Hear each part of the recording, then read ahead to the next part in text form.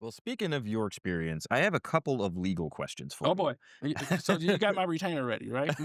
Okay. All right. But let's go. So, the current law department says that it's not possible to give direct repayment to Detroiters who were overassessed on their property Hmm. taxes. And of course, Detroiters were overassessed by about Right. $600 million.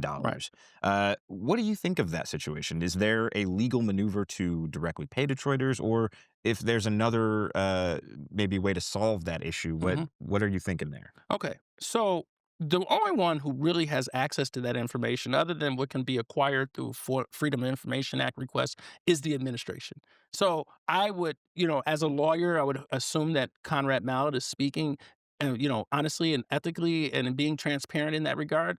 And, you can also look at our balance sheet. We have $1.5 billion discretionary budget, all of which we need to continue to, at that at least that much beyond before the grant writing that comes in and everything like that to run and operate the city.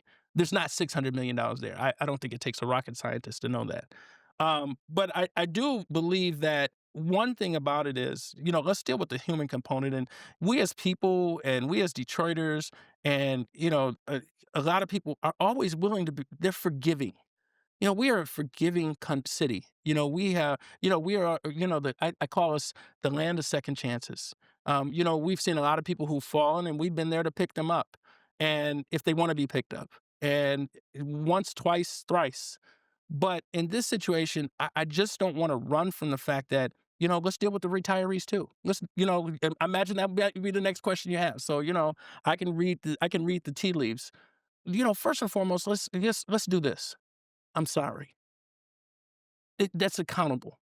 That's and I'll tell them like my grandfather used to say, you can't squeeze blood out of a turnip, or a rock. And right now, the city is a rock. That $1.5 billion, we need every bit of that plus more. Because we're going to get some out of our president. We're going to get some. Because I'm just confident in doing that, and I'm also confident there are other access to revenues that we will find. But again, to say what I would specifically do without knowing the numbers, without knowing everything, again, that would be haphazard. That would be immature, because I'm speaking without the specific knowledge in order to answer that question. And some people who would answer that question, they're just telling people what they want to hear.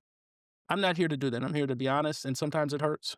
Beyond the acknowledgement, beyond an Hmm. apology, is there Hmm. anything that you think from a city level, we should be considering as far as repayment or retribution? Well, what we should be doing, you look at a city like Detroit, it's 77% black, right?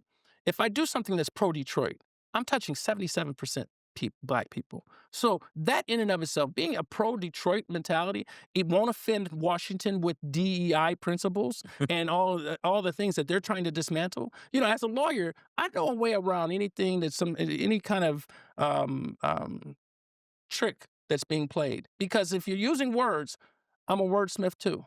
So, where there's a will, there's a way. And so, what I want to do when I say Detroiters first, I'm talking about Detroiters first as far as employment that happens in our city. Detroiters first as far as contracting that's happening in our city. Detroiters first as far as anything that comes that's going to build and help our city, we should have the first opportunity and the priority to have a say and have an opportunity to benefit from that. I don't understand why it hasn't been that way in the past, but going forward, it will be that way.